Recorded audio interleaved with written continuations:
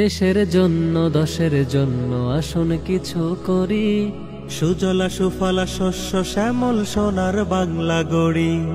দেশের জন্য দশের জন্য আসুন কিছু করি, সুজলা সুফলা শস্য শ্যামল সোনার বাংলা গড়ি। আসুন সোনার বাংলা গড়ি, সবাই সোনার বাংলা গড়ি।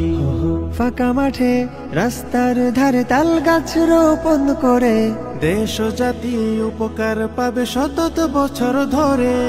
ফাঁকা মাঠে রাস্তার ধারে তাল গাছ রোপণ করে দেশ ও জাতি উপকার পাবে শত বছর ধরে। দেশে প্রতি বছর বজ্রপাতে অনেক মানুষ মরে, প্রতি বছর বজ্রপাতে অনেক মানুষ মরে। হতাহত কমে যাবে যদি বৃক্ষরোপণ করি।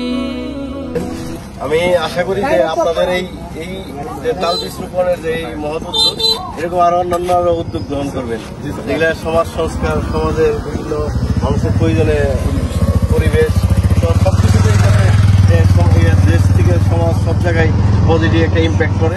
আপনারা আপনাদের যে এলাকায় যেমন ছোট ছোট বিভিন্ন অবক্ষয় আছে, যেমন যৌতুক, বাল্যবিবাহ, ইফটিজিং, তারপরে মাদক, এইসব যাতে আপনারা দূরে থাকবেন এবং আপনার আশেপাশে যাতে মানুষজন এগুলো থেকে দূরে থাকে, এগুলো আপনারা বিশেষ নজর রাখবেন। নাই রাস্তার ভাঙন রোধে গাছের জুড়ি নাই, পরিবেশ ও দেশ বাঁচাতে সবাই শপথ করি।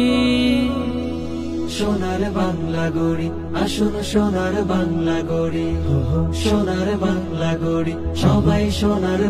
তো আমি আপনাদের এই তাল বীজ বপনের এই প্রোগ্রামকে আমি স্বাগতম জানাচ্ছি। আমি এর সাফল্য কামনা করছি। আশা করি এটি অদূর ভবিষ্যতে, মানে 5-10 বছর পরে আমরা এটা একটা দৃশ্যমান একটা আপনার এই প্রোগ্রামের সফলতা আমরা দেখতে পাবো। সবাই ভালো থাকবেন। রাখে দুপুরের রোদে ক্লান্ত কৃষক সে ছায় বসে থাকে। আমরা রোপণ করতেছি তাল বীজ, এটার প্রয়োজনীয়তা উপকারিতা একটু বলি, এটা আপনাদের জানা আছে, তারপরে বলি।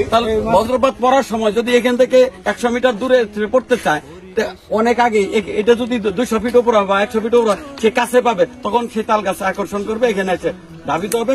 পাশে যদি 100 ফিট পরে কোন কৃষক থাকে, তার উপরে আর পড়বে না। কোন মুসলমান যদি কোন বৃক্ষরোপণ করে গাছ লাগায় বা কোন ফসল আবাদ করে, সেই গাছের ফল বা ফসল যদি পাখি, মানুষ বা চতুষ্প জন্তু ভক্ষণ করে, তাহলে সেটা তার জন্য সদকা হিসেবে গণ্য হবে। সোনার বাংলা গড়ি, সবাই সোনার বাংলা গড়ি। সুজলা সুফলা শস্য শ্যামল সোনার বাংলা গড়ি।